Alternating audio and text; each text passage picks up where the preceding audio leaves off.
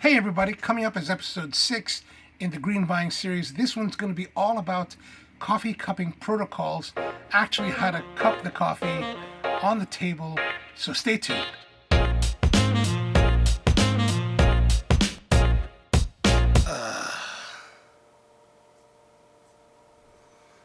Alright, so some of the basic things that you're going to want to know while you're, just for when we actually get to the cupping, is we're going to have our coffee samples. We're going to put them in. We're going to grind the coffee, put them in the cups, and then it'll be time to smell. So basically, when you want to smell the fragrance, you're just going to get in there and smell. If your nose is not inside the cup, then you're not really doing it correctly, right? You want to get really in, and then when you add the water and the coffee is floating on top, you're going to smell again. It is not uncommon and certainly not an embarrassment amongst coffee professionals if your nose touches the grounds and you kind of get a little coffee on your nose. That's perfectly normal. In many respects, maybe you're not doing it right if you're not getting, if you're not in danger of sticking your nose into the coffee and maybe accidentally inhaling some of it. All right, so when we get to the break, you're going to take your cupping spoon, which is typically like a big, glorified, deep soup spoon. And while this is a really particular silver-plated cupping spoon that was gifted to me many years ago, most of the time, I'm actually using this. Just your run-of-the-mill stainless steel restaurant supply soup spoon. I think these work just as well. Or you can get yourself a fancy cupping spoon. But anyway, so when the time comes to break, you're going to put the water in, you're going to let the water steep for 4 minutes. After the 4 minutes have expired, then you're going to take your cup, your nose, and you're going to take your nose and get really close to the cup, right? The idea is that once you break the crust with your spoon, there's going to be aromatics that are going to come from beneath the crust, and you want to inhale those, right? So if we go from side profile, you should be like this.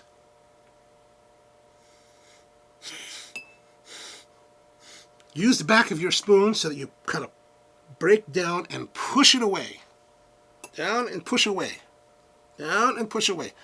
Down, down, up. And smell. Now you really can only do it once. I'm just doing this multiple times just to give you a better idea of how it should look. Okay, so once that's done, then you're going to, make your notes, and then you're going to have coffee that's floating, right? So floating coffee you need to remove, otherwise when you go to taste the coffee, then you're going to have to deal with ground coffee floating around in your teeth and just being a nuisance. So take another cup, and you'll see people do this at the at different cuppings, and you're going to use your two spoons kind of like a gate, right, like this, and then you're going to basically put it at the back of the cup. Does that make sense? Put it at the back of the cup, and then go around covering the entire surface of the liquid, and then catching it and picking it up, and then discarding it. Then you can go back and pick up any errant grounds. Also, you're going to have a rinse cup that's filled with hot water. So you're going to rinse every time you take a sample, or every time you put your cupping spoon in any of the vessels, you're going to rinse it after, just to rinse off any of the excess. And especially this is important when you're doing multiple samples of the same coffee, so that you're not transferring the liquid, the coffee, into the other cups. Also very important when you're doing multiple samples of multiple coffees, so that you're not mixing this Kenya with that Tanzania. That kind of defeats the purpose. From there, you're basically going to wait. By this point, well, actually, so we wait 4 minutes for the initial steeping of the coffee, and then we do all this motion, the break and then the cleaning. By that point, you're probably at 6 minutes or so. Most cuppers tend to wait at least 10 minutes from the initial pour and initial start time before they start tasting. This allows the coffee to cool down to a point where it's not going to burn your palate. There's nothing worse than burning your palate. And if any of you have eaten anything in the world, you've had that experience where you burn your tongue or burn the top of your mouth. Very unpleasant. We want to try to avoid that, especially if you're doing a lot of tasting. Once you've burnt your palate, then you really have a hard time getting accurate tasting notes. Once that's happened, so let's say it's 10 minutes have passed, then it's a simple matter of getting some of into your spoon. You just take a little bit like this, right? And basically you're going to fill, you can fill the entire spoon if you want, or just a little bit. And then slurp, right? You're slurping the coffee from the spoon into your mouth because you want to spray that across your palate. Imagine one of those spray bottles that have the wide pattern, like this. Imagine that's what you're doing with your mouth. You're doing that, right? That's to get across your entire palate so that you can get all the flavor coating it and better evaluation of that flavor. All right, so that's pretty much what you got to do. And if you're in the coffee world and you happen to go to these cuppings, you'll find people of all sorts of like noises. Some have really high-pitched screeches, some have sound like birds. And you ask them. The guys that do that, ask them, hey, you been practicing that? The ones that are truly confident what they're doing, yeah, they'll tell you, yeah, I've been practicing.